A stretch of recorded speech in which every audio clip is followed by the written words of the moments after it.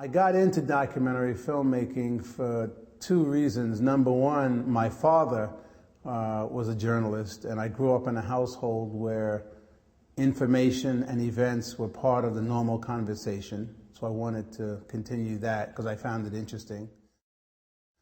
Secondly, I wanted to use the documentary to answer personal questions that I had about events and people and processes.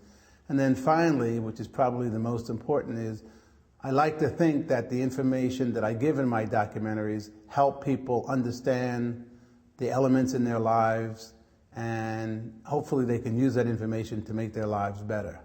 Well, in the beginning, I made films that were basically profiles of African Americans who had achieved.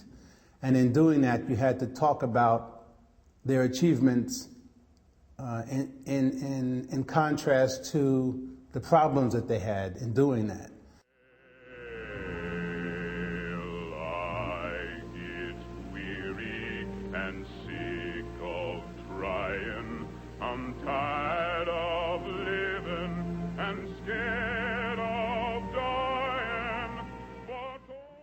Here he was churning out like a machine, articles, books, anthologies, scripts for television, plays, and I think the icebox, and he dunked me into the cold water and rubbed me against the ice, and I began to holler, and I've been hollering ever since.